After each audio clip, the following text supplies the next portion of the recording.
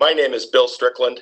I'm a high school psychology and social studies teacher at East Grand Rapids High School in East Grand Rapids, Michigan. Yeah, I've seen a few things like from Shrek, but not too many of them. Well, they're humorous as in they evoke a automatic what's the term, with a inappropriate emotion, but you laugh, a nervous laughter. Yeah, they are a bit dark, and when if it gets really real, then they're going to be less funny.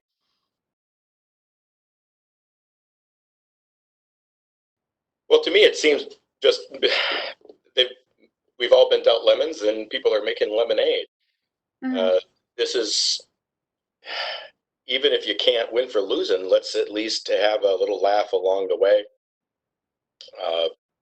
The reality is too serious or depressing to be able to just take it unfiltered and say, "Yep, it sucks."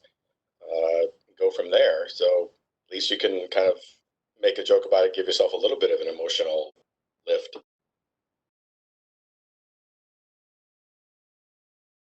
That's the dilemma of social media, is that these messages might be entirely appropriate and very humorous when shared under certain circumstances with a specific audience, and depending on the relationship between the sharer and the audience sharees. When it's just broadcast to the general public, that makes it a lot harder to give an actual answer to that kind of thing. So the broader the broadcasting, then the more likely you are to have destructive, inappropriate, unhelpful, non-constructive kinds of influence. But then again, you're probably also going to find more people that it may give a chuckle to. How do you measure that? Could you really survey 100,000 people and get some actual valid statistical data? I doubt it. It's so fleeting. In some sense, the audience has to self-regulate how much of this they're digesting. I've seen lots of posts about people that are saying, "Yeah, I'm just on social media now 8 to 10 hours a day," kind of thing. Yeah. And I can see that then becoming incredibly overwhelming. And it becomes more of an operant conditioning thing then, where one of these types of memes becomes humorous.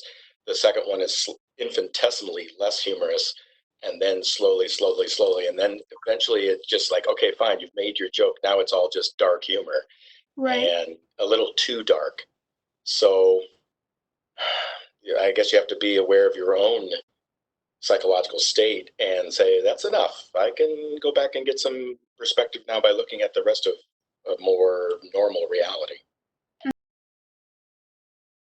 Here's the closest example I can think of.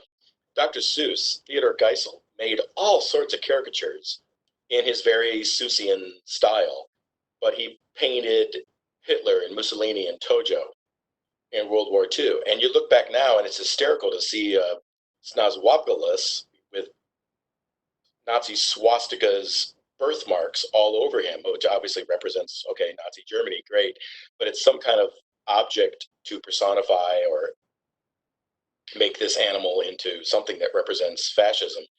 And it's very humorous now because we don't have to worry about the Holocaust. It's not going on right here, right now. But ultimately, my answer to your question is I don't know.